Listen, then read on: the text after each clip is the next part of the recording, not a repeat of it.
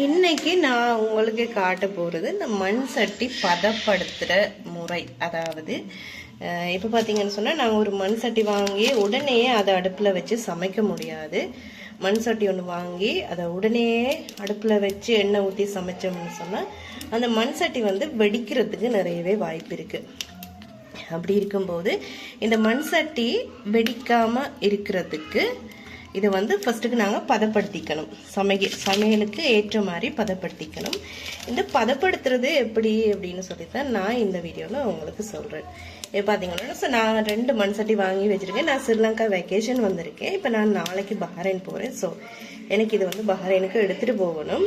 So அதனால் நான் 2 மண் சட்டி வாங்கி ஏற்கனவே ஒரு மண் சட்டியை நான் பதப்படுத்தி வச்சுருக்கிறேன்னு பாருங்கள்.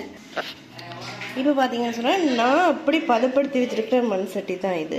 பாருங்கள், இது என்ன செஞ்சு வச்சுருக்கிறேன்னு அப்படின்னு சொல்லி பார்த்தீங்கன்னு சொன்னால், ஃபஸ்ட்டுக்கு மண் சட்டி வாங்கி அதை நான் ஒரு 2-3 ஹவர் ஃபுல்லாக தண்ணி விட்டு ஊற வச்சேன். ஊற வச்சுட்டு அதுக்கு பிறகு அதே தண்ணியில் இது புளிஞ்ச தேங்காய் பூ, நம்ம கறிக்கு தேங்காய் பூ திருவி போட்டு பால் எடுப்போம் இல்லையா, அப்படி பால் எடுத்துட்டு அந்த வீசுகிற தேங்காய் பூவை இந்த மண் சட்டியில் போட்டு இப்படி ஃபுல்லாக தண்ணி ஊற்றி இதை அடுப்பில் அவிய விடணும்னு சொன்னால், அதாவது இது கொஞ்சம் வத்தி வரணும், ஒரு அரைவாசிக்கு மாதிரி வத்தி வந்துருச்சுன்னு சொன்னால் அதுக்கு பிறகு நீங்கள் தாராளமாக இந்த மண் சட்டியை அடுப்பில் வச்சு எண்ணெய் ஊற்றி சமையலுக்கு பயன்படுத்தலாம். இதை வாங்கிட்டு புதுசாகவே நீங்கள் சமையலுக்கு பயன்படுத்துனீங்கன்னு சொன்னால், அதாவது அடுப்பில் வச்சு ஃபஸ்ட்டுக்கு நாங்கள் தாளிக்கிறதுக்கு எண்ணெய் ஊற்றுவோம் இல்லையா, அப்படி எண்ணெய் ஊற்றினோம்னு சொன்னால் இந்த மண் சட்டி வெடிக்கிறதுக்கு நிறையவே வாய்ப்பு இருக்குது. ஸோ மண் சட்டி வாங்கினீங்கன்னு சொன்னால் கண்டிப்பாக இந்த மாதிரி பதப்படுத்தி எடுத்து பாருங்கள்,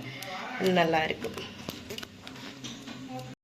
இப்போ பார்த்தீங்கன்னு சொன்னால் இந்த மண் சட்டி பதப்படுத்தி எடுத்தாச்சு. நான் இதில் ஃபுல்லாக தண்ணி வச்சுருந்தேன் பாருங்கள். ஒரு 2-3 ஹவர் அப்படியே அடுப்பை பற்றாச்சு, நெருப்புலையே போட்டுட்டேன். அது நல்லா இப்போ பதமாக இருக்குது. இப்போ இது எண்ணெய் எடுத்து ஊற்றிட்டு கழுவி இதுக்கு பிறகு நாங்கள் பயம் இல்லாமல் எண்ணெய் ஊற்றி சமைக்கலாம்.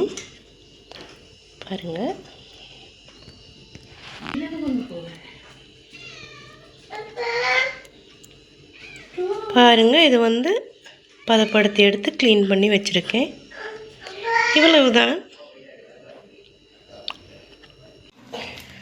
இந்த வீடியோ உங்களுக்கு யூஸ்ஃபுல்லாக இருந்துச்சுன்னு சொன்னால் கண்டிப்பாக இந்த வீடியோக்கு ஒரு லைக் பண்ணிவிட்டு சேனலை சப்ஸ்கிரைப் பண்ண மறந்துடாதீங்க. இன்னும் ஒரு வீடியோவில் சந்திக்கும் வரை உங்கள் எல்லாருக்கும் அன்பு வணக்கம். நன்றி.